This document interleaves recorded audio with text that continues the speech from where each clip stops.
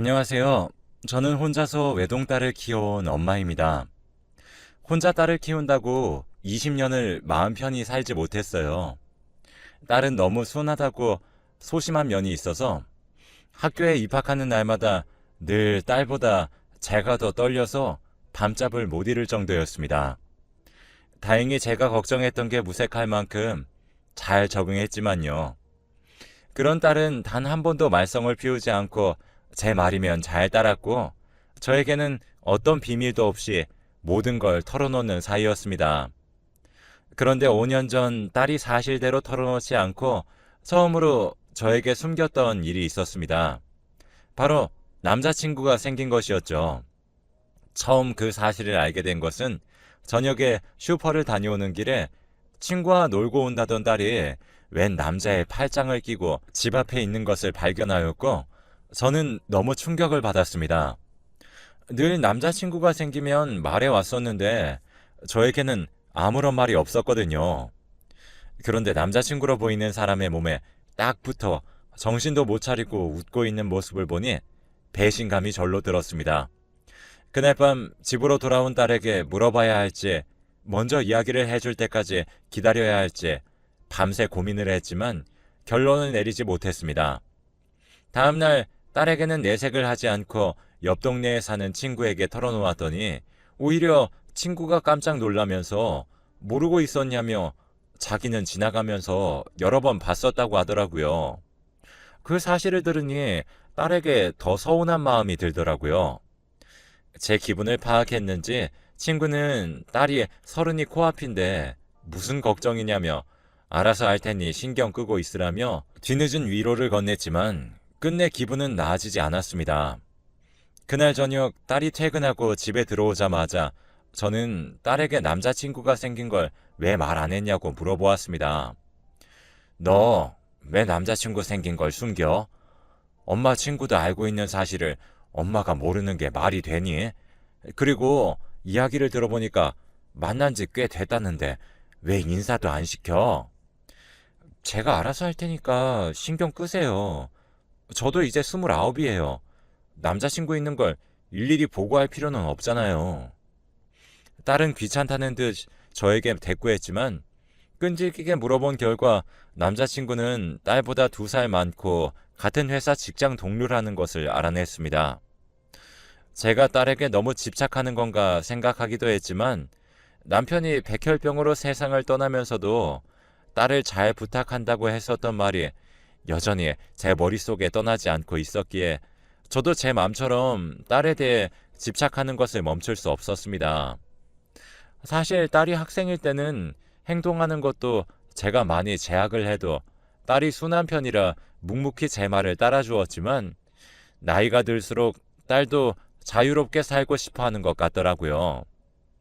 그래도 만난 지 3년이 다 되어가는 남자친구의 존재를 지금까지 숨겨왔다는 사실에 적잖은 충격을 받을 수밖에 없었습니다. 거기에다 그런 남자친구를 데려와서 인사시키라고 했더니 자기도 그 남자친구와 결혼을 생각하고 있어서 곧 데려와서 인사시키려고 했다는 겁니다. 몇 년이나 사귀고 결혼을 앞두고서야 저에게 인사하러 온다는 그 남자친구라는 사람도 벌써부터 마음에 들지 않았습니다. 제가 입을 삐쭉 내밀며 어디 한번 데려와 보라고 했더니 딸은 제 생각을 읽어낸 건지 반대할 생각은 하지도 말라면서 반대를 한다고 하더라도 자기는 무조건 결혼할 거라고 하더라고요. 그 말에 저는 뒤로 넘어갈 뻔했습니다.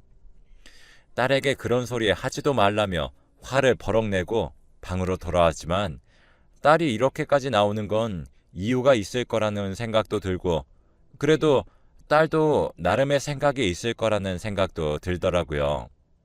그래서 새벽이 되어서 딸의 방에 찾아갔습니다. 딸도 저와 한바탕 한 것이 마음에 걸렸는지 잠에 들지 못하고 있더라고요. 제가 먼저 딸에게 미안하다며 제가 너무 걱정이 되어서 그런 거라고 말하자 딸도 그제서야 속마음을 털어놓더라고요. 그동안 제가 너무 걱정을 많이 해서 간섭이 많아질수록 자기도 힘들었지만 엄마가 더 힘들어 보였다면서 그래서 연애를 시작하고 말을 하려고 할 때마다 꼭 회사가 너무 바빠서 저에게 말할 타이밍을 놓쳤다고 하더라고요. 그래도 지금 만나는 사람은 정말로 좋은 사람이라며 꼭 제대로 인사시켜주고 싶다고 했습니다. 그 후로 2주 후 딸의 남자친구와 약속을 잡았고 분위기 있는 한정식 식당에서 만나기로 했습니다. 척 봐도 비싸 보이는 식당이라 조금 긴장도 되더라고요. 그런데 막상 딸의 남자친구는 성격도 좋아 보이고 앞으로 자기가 어떻게 살아갈지도 구체적으로 생각해 놓고 열심히 사는 사람이었습니다. 거기다 집도 많이 잘 사는 것 같아 보이더라고요. 다행히 결혼하면 딸이 돈이 없어 힘들게 살진 않겠다 생각에 안도했습니다. 처음에는 누구와 만나도 제 딸이 아깝다고 생각했었지만 딸과 그 남자친구가 서로를 바라보는데 누가 봐도 서로를 너무 사랑하고 있는 눈빛이었어요. 그 모습을 보니 결혼을 허락하지 않을 수 없었습니다. 혹시나 상대 쪽에서 오히려 딸을 반대하면 어쩌나 싶을 정도로 딸이 남자친구를 너무 사랑하는 것 같아 보여 물어보았더니 이미 딸도 남자친구의 집에 인사를 드렸다고 하더라고요.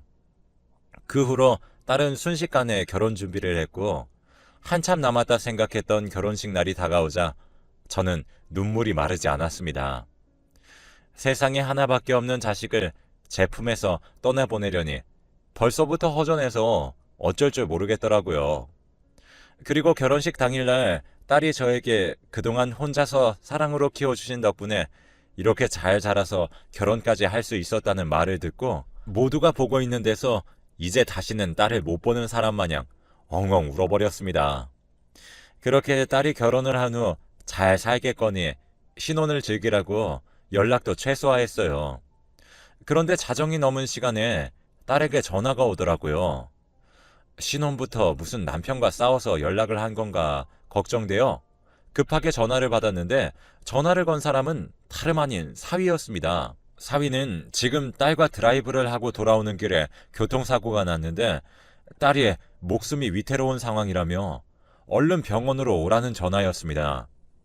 그 소식에 저는 잠옷을 갈아입을 생각도 못하고 급하게 외투만 걸치고 슬리퍼를 신고 병원으로 달려갔습니다. 병원에 도착하니 사위는 심하게 다친 편은 아니었습니다. 다만 사위의 휴대폰을 딸이 들고 있었는데 딸이 다치면서 사위의 휴대폰도 박살이 나서 딸의 휴대폰으로 저에게 전화를 걸었다고 설명했습니다. 교통사고 상황을 들어보니 상대 차가 아주 작정을 하고 딸 쪽으로 달려와 그대로 들이받았다고 설명했습니다. 딸의 온몸이 피멍은 물론이고 수술을 하고 나와서도 의식을 찾을 수 있을지 확실하지도 않은 상태였습니다. 그런 딸을 보니 사위가 너무 원망스러웠습니다. 우리 딸 의식이 안 돌아오면 절대로 용서하지 않을 거네. 딸이 무사히 의식을 되찾는다고 해도 다시는 우리 딸 앞에 나타나지 말게나. 자네랑 결혼만 안 했어도 이렇게까지 크게 다치진 않았을 텐데 그 결혼을 허락한 것부터가 내 잘못이지.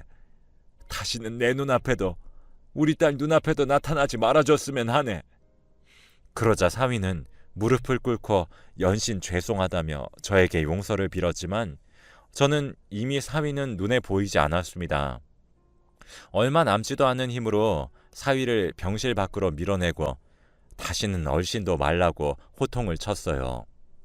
사위는 처음 몇 시간은 병실 앞을 서성거리는 듯 했지만 이내 지쳤는지 병실 앞에서 사라졌습니다. 그런데 문제는 그 다음 날이었습니다. 병실로 보험사 직원이 찾아왔는데 하는 말을 들어보니 사위와 딸의 보험 사기를 의심했습니다. 딸과 사위는 결혼한 지 일주일 만에 엄청나게 비싼 돈을 들여 생명보험에 가입을 했고 딸의 보험금 수령자는 당연하다는 듯이 사위였습니다.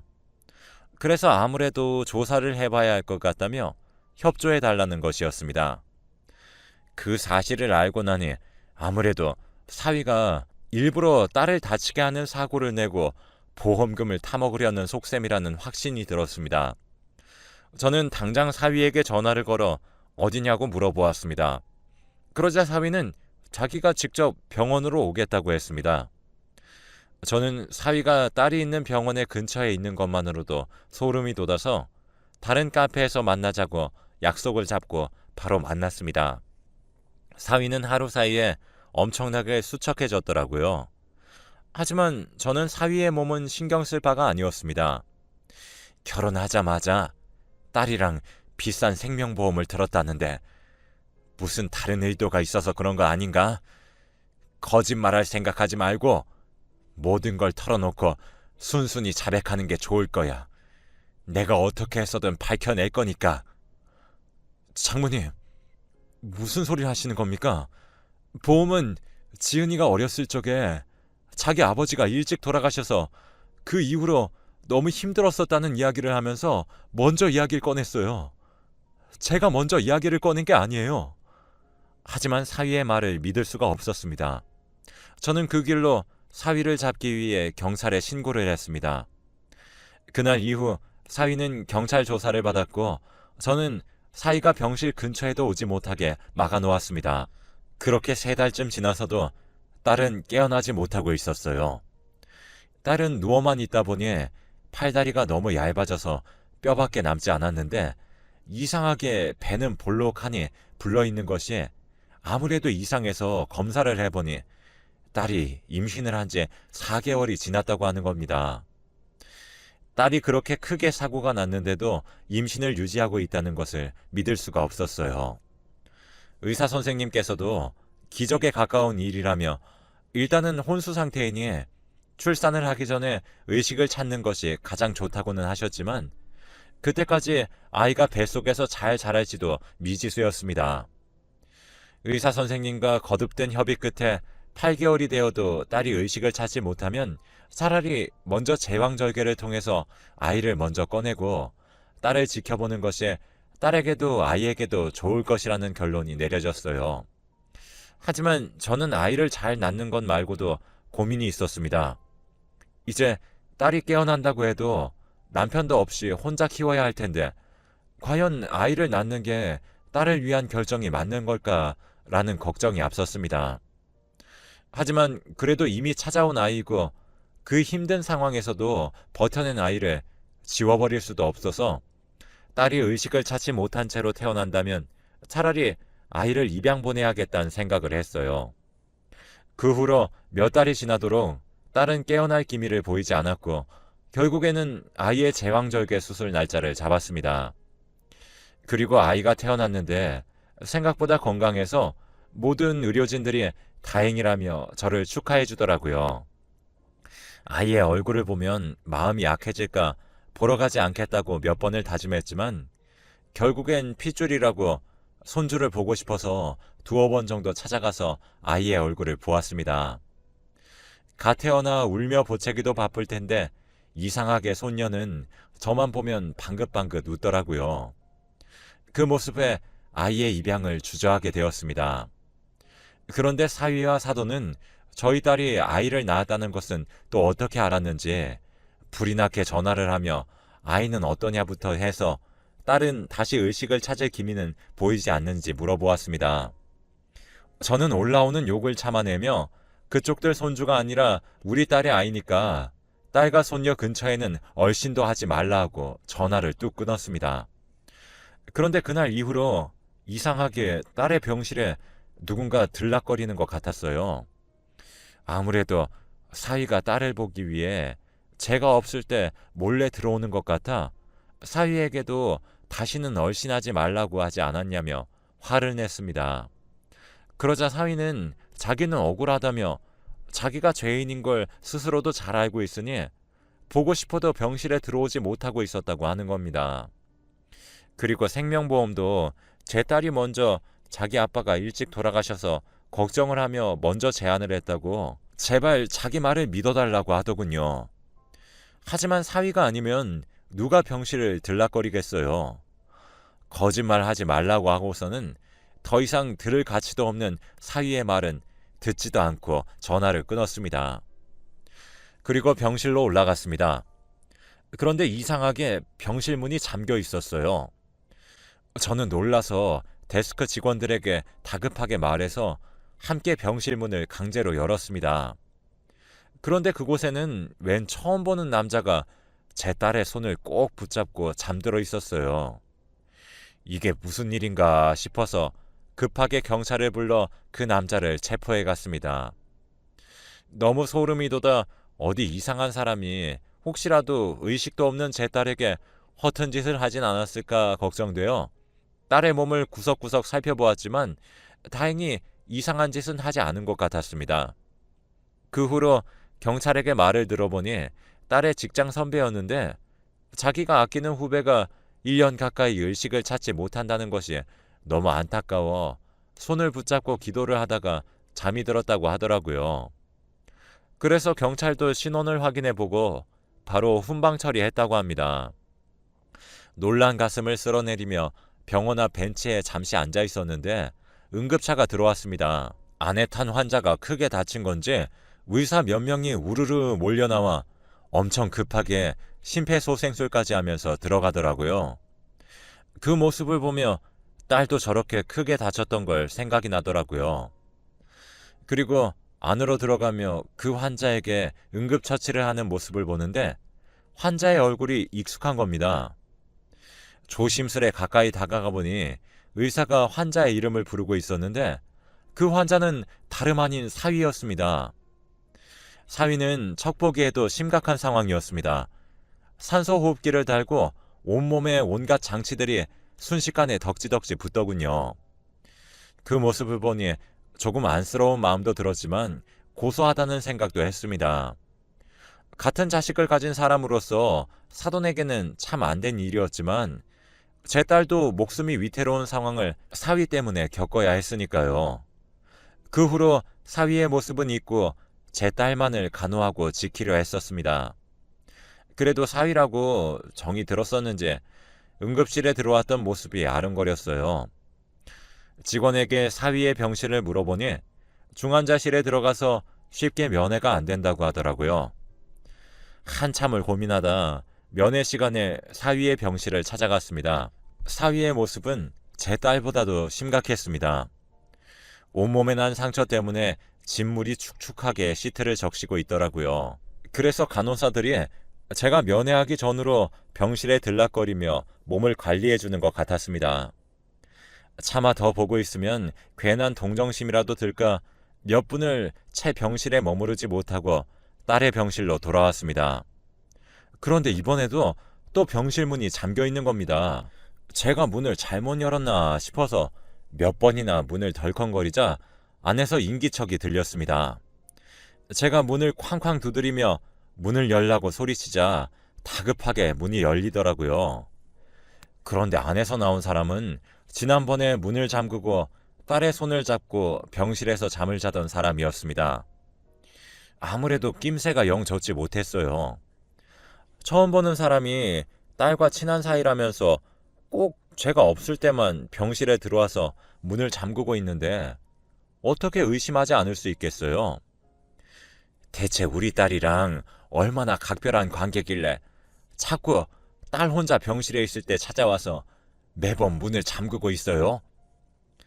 당신 이상한 짓거리 하러 온 거 아니야? 애초에 딸이랑 같은 회사인 건 맞아?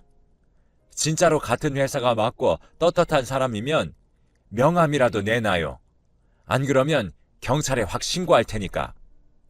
제가 화가 나서 다그치자 당황하면서 땀을 삐질삐질 흘리며 명함을 주더라고요.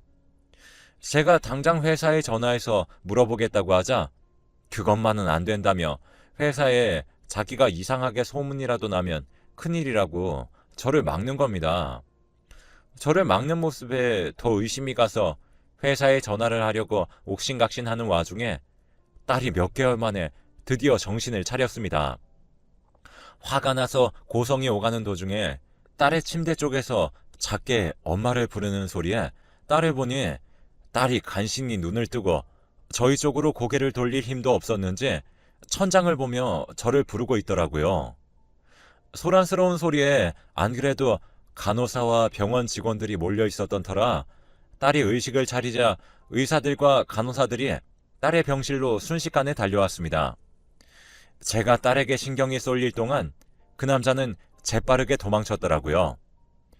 딸은 깨어나자마자 몸이 괜찮은지 온갖 검사들을 해봤습니다. 다행히도 너무 오래 누워 있어서 그런지 근육량이 너무 줄어서 재활 운동을 해야 한다는 것 말고는 큰 이상이 없었습니다. 딸이 괜찮다는 말에 한시름이 놓이면서 눈물부터 주룩 났습니다. 그동안 딸이 깨어나지 못할까 걱정했던 날들이 스쳐 지나가더라고요. 엉엉 우는 저를 딸이 달래주다가 생각이 났는지 갑자기 아까 자기 병실에 온 남자 명함을 달라고 하는 겁니다. 저는 아는 사람이 맞긴 하냐며 물어보니 딸은 아주 끔찍한 사람이라며 자기를 괴롭혀서 회사에서 쫓겨난 사람이라고 하더라고요. 그리고 자기 남편이 그 사람에게서 자기를 지켜주었었다며 그 남자와 얽힌 이야기를 해주었습니다. 그 남자는 제 딸이 입사할 때부터 딸에게 추궁거렸었다고 합니다. 그런데 그 남자는 가정이 있는 남자였어요. 유부남이면서도 딸에게 추궁거리며 재미삼던 남자였어요. 그러다가 딸이 한 번은 너무 화가 나서 이제 그만하라고 말하니 자기는 그냥 장난으로 한 거라며 설마 진심으로 받아들였냐고 하더라고요. 자기가 남자로 보이냐고 하고서는 대뜸 제 딸에게 그럼 사귀자고 고백을 해버렸다고 합니다. 거기서 딸은 도저히 용납할 수가 없어서 결국엔 회사에 모두 말했지만 연차가 오래된 사람이라 그 남자에게 경고 조치만 하고서 더 이상 무언가를 해주지도 않고 오히려 딸만 소문이 이상하게 돌아서 딸이 힘들었다고 해요. 그때 사위가 딸을 감싸주며 다른 직원들이 제 딸을 손가락질하면 오히려 더 나서서 그러지 말라고 막아주고 회사에도 더 적극적으로 이야기하고 그래도 들어주지 않자 성희롱으로 고소할 수 있게 경찰서까지 함께 가주었다고 하더라고요. 딸이 그 회사에서 버틸 수 있었던 이유는 바로 사위 덕분이었습니다. 그 이야기를 듣자 사위에게 너무 미안해지더라고요. 왜 그동안 사위의 말은 들으려고도 안 했을지 후회가 되더라고요. 그리고 딸이 그동안 자기도 임신한지 몰랐었다며 얼른 아이를 만나러 가고 싶다고 하더라고요. 혼자서는 잘 걷지도 못하는 딸이 간신히 신생아실까지 찾아가 아기를 보자 눈물을 뚝뚝 흘리며 못난 엄마라서 이제야 인사를 해서 미안하다고 하더라고요. 그런데 아기는 자기 엄마를 알아보는 것인지 제 딸이 울자 아기도 함께 울음을 터뜨렸습니다. 모녀의 상복을 마치고 딸은 내친 김에 사위의 병실까지 내려왔습니다. 그 사이에 몸이 많이 나아졌는지 일반 병실로 옮겼더라고요. 딸은 겨우 울음을 그치고 사위의 병실로 왔지만 병실에 들어서자마자 또다시 눈물을 흘렸습니다. 딸은 이 모든 상황이 자기 때문인 것 같다고 하며 사위의 손을 잡고 눈물을 흘렸습니다. 사돈도 그 모습을 보며 뒤를 돌아 우시더군요. 순식간에 병실 안은 눈물바다가 되었습니다. 그런데 그때 사위가 움찔거렸습니다. 저희는 그 모습을 보고 놀라서 바로 의사 선생님을 데려왔지만 사위는 움찔거리기만 했을 뿐 의식을 되찾지 못했어요. 의사들은 종종 움찔거리는 경우가 있다며 너무 실망하지 말라는 말을 남기고 돌아갔습니다. 그 후로 딸은 매일매일 사위의 병실에 찾아가 살다시피 했어요. 그리고 그렇게 한 달이 지나고 딸의 퇴원을 하루 앞두고 아기도 퇴원할 수 있다고 하여 처음으로 아이와 함께 사위의 병실을 방문했어요. 여보, 우리 딸이야. 임신한 줄도 몰랐는데 나도 정신 차리고 보니까 우리 딸이 태어났더라. 딸이 태어난 줄도 모르는 부모가 세상 천지에 어딨어. 당신도 얼른 일어나서 우리 딸 이름 같이 지어줘야지. 아빠잖아. 아기는 그저 방실방실 웃으며 사위를 만지려고 했습니다. 그러다 아기가 사위의 손가락을 붙잡자 사위가 기적처럼 소리를 냈습니다. 처음에는 어안이 벙벙하여 모두가 굳은 채로 사위를 바라보았어요. 그런데 사위는 정신을 차리고서 계속 소리를 냈습니다. 급하게 의사를 불러와 검사를 해보니 완전히 정신을 차리신 것 같다며 이렇게 큰 장애 없이 깨어난 것만으로도 기적 같은 일이라고 하더군요. 사위는 온몸을 크게 다쳐 몸을 움직이는 것은 무리가 있었지만 말은 다행히 곧잘 하더라고요. 그런데 사위는 정신을 차리자마자 할 말이 있다면서 경찰을 불러달라고 했습니다. 저희가 무슨 일이냐고 묻자 경찰이 오면 한 번에 이야기하겠다고 하더라고요. 그리고 경찰이 오자 사위가 꺼낸 말은 충격적이었습니다. 사위와 딸이 모두 크게 다친 것은 모두 딸을 괴롭히던 그 상사 때문이었습니다. 딸 때문에 회사 윗선에 찍혀서 눈치 보던 와중에 사위까지 가세해서 자기를 옥죄이자 결국에는 회사를 그만뒀었는데 그 후로 딸을 스토킹도 했었다고 하더라고요. 그 후로 딸과 사위가 결혼했다는 소식을 들은 그 남자는 딸을 다시 스토킹하며 딸과 사위가 탄 차를 일부러 들이받았다는 겁니다. 그 사실을 사위가 알고 그 남자를 찾아가 따져 묻자 아주 뻔뻔하게 나오는 모습에 경찰에 신고를 할 거라고 하고 차에 타서 경찰서로 가는 도중에 그 남자가 사위가 탄 차를 또다시 크게 들이받아서 사위도 다친 것이었습니다. 그 이야기를 들은 경찰은 바로 그 남자를 수배하여 체포했습니다. 끝까지 자기 죄를 인정하지 않다가 결국에 주변 차들의 블랙박스 영상을 증거로 모든 죄가 드러났고 결국에 징역 15년형을 받고 교도소에 들어갔습니다. 그 이후로 사위도 다행히 조금씩 재활치료를 하며 이제는 일상생활에는 아무런 문제가 없을 정도로 딸과 손녀와 함께 오손도손 잘 살고 있어요. 정말 운이 없는 사고를 당했었지만 그 안에서 기적처럼 살아나 행복하게 살고 있는 딸과 사위의 가족을 보면 참 하늘에 감사하네요. 모두 무사해서 천만다행이에요. 앞으로도 저희 가족이 행복하게 살아갈 수 있도록 모두 응원해 주셨으면 좋겠네요. 여러분들도